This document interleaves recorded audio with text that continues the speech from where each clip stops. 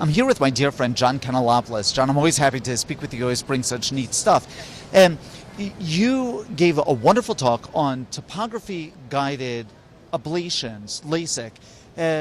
I have a question, just something more sort of fundamental here. Not even about ablations, but I do topographies on patients who I'm planning to do toric implant lenses for cataract surgery.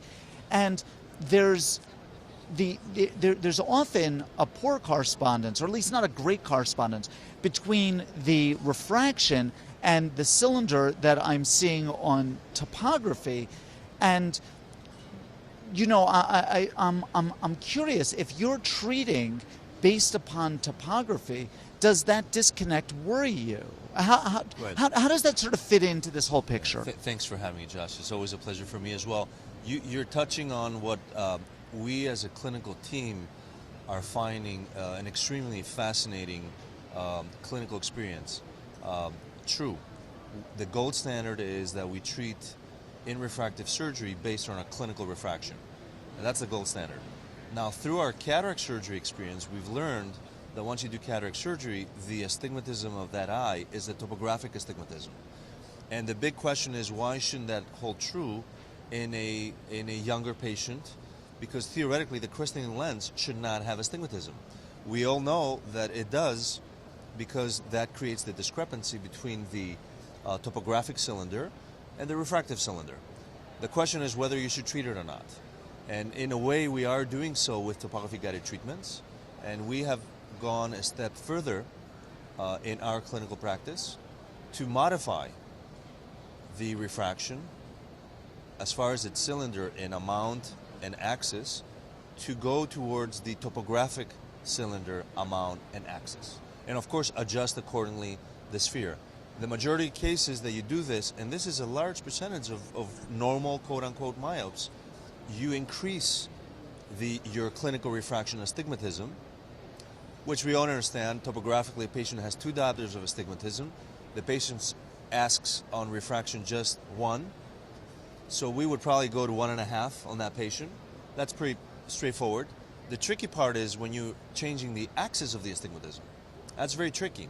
And we think we know why that happens, because those patients have angle kappa, which creates coma when they look through their cornea, and they're asking to correct that coma with astigmatism. Oh, that's an interesting point. That's really neat. Now, you make a very good case for topography-guided treatments. What have your data been? The data has been absolutely compelling. We have had almost 60% of patients surpass 20/20.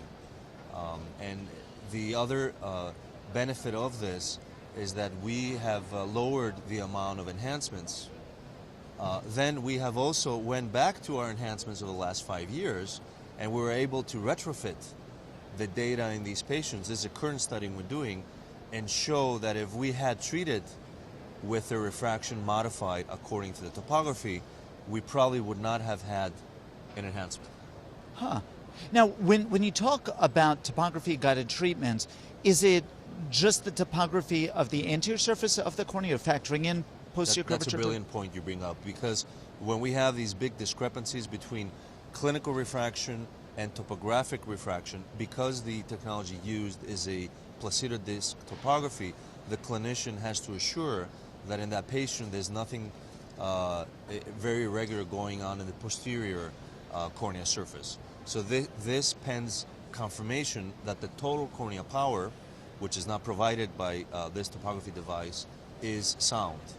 So once that confirmation is done, and you can do this through sine fluid tomography, a lot of OCTs have total cornea power, color LED spot reflection topography has, then you feel more comfortable making this radical shift. But I think I'm convinced through the data, and I hope there's more centers working on this soon, that we will see a shift in our clinical paradigm, especially in younger patients where there's a lot of dynamic shift in their crystalline lens that is biasing our refractions.